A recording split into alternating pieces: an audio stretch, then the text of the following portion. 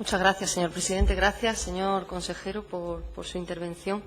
Efectivamente, como usted decía, las tendencias y no los ciclos son lo importante. Pero, claro, los ciclos a veces son importantes cuando en el plano macroeconómico se llevan, en este caso, a mucha gente por delante y también cuando esos ciclos forman parte de una estructura de comportamiento que, como usted dice, no solo se da a nivel autonómico, sino también a nivel nacional. Y es que cuando se habla de trabajo autónomo en Andalucía, estamos haciendo referencia a más de medio millón de personas que cotizan en el régimen de autónomos, pero estamos haciendo también referencia a las personas asalariadas que dependen de ese trabajo autónomo. Hacemos referencia a 1 de cada 5 afiliaciones en la Seguridad Social, pero también autónomo suena a precariedad, inevitablemente.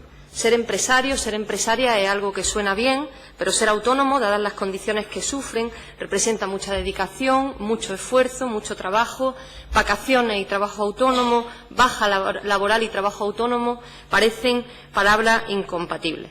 En esas condiciones, el retraso de ayudas concedidas por parte de la Administración, el retraso en el pago, resulta muy duro. La Administración pública debería hacer frente a la precariedad laboral con el mismo tesón con el que supervisa la recaudación del IVA de autónomos y de pequeña y mediana empresa.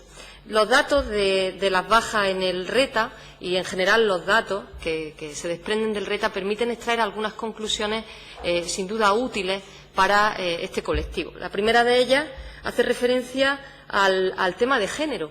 Hay mucho más problema dedicarse al trabajo autónomo siendo mujer que siendo hombre. De hecho, el 65,5% de los autónomos son hombres y el 34,5% son mujeres.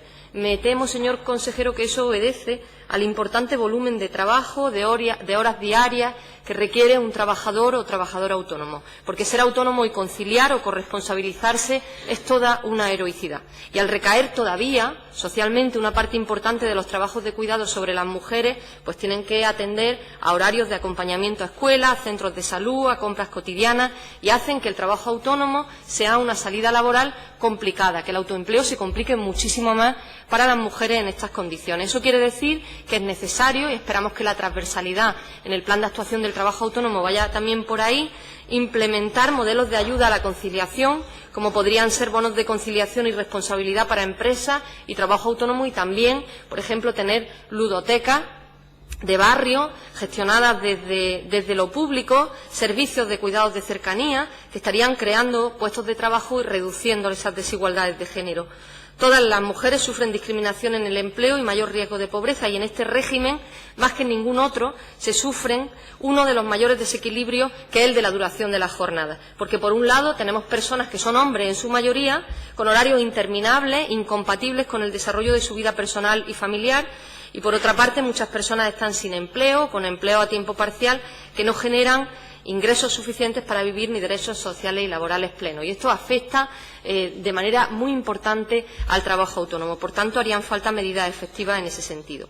Las cifras muestran también que el trabajo autónomo crea empleo, porque 1 de cada 5 tiene al menos una persona asalariada, y la cifra va aumentando cada año, de forma que el empleo que se crea únicamente no es el del propio trabajador por cuenta propia, sino también el del trabajo asalariado.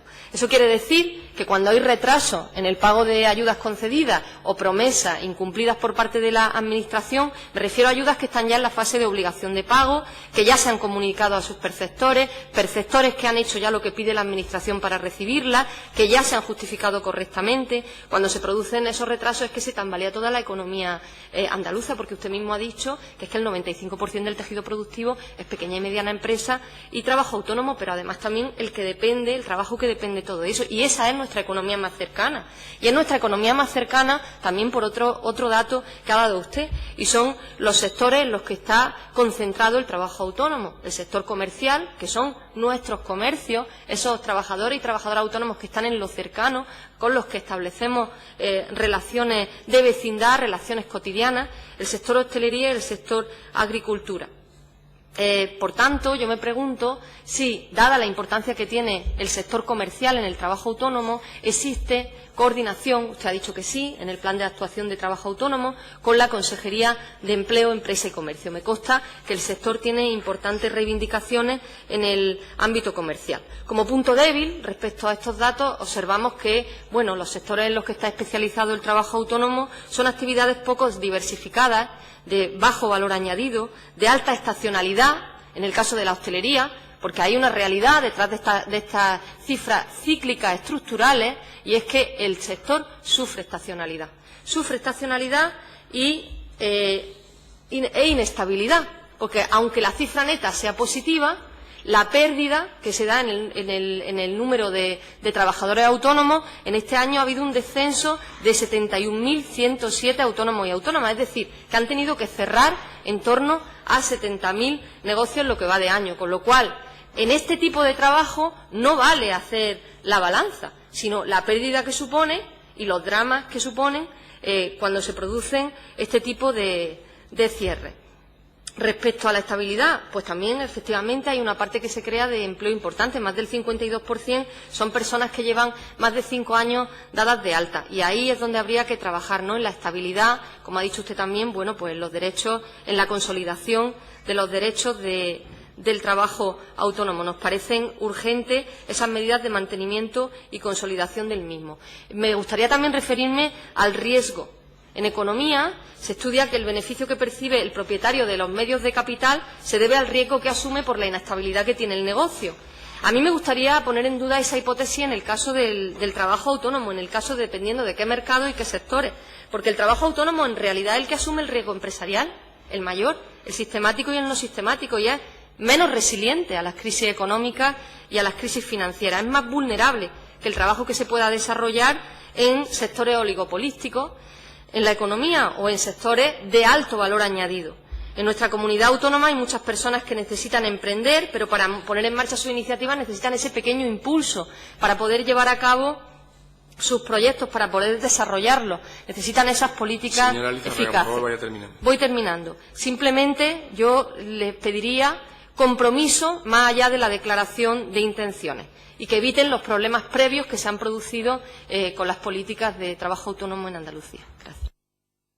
Muchas gracias, señora Lizárraga. Señor consejero, tiene la palabra 7 minutos.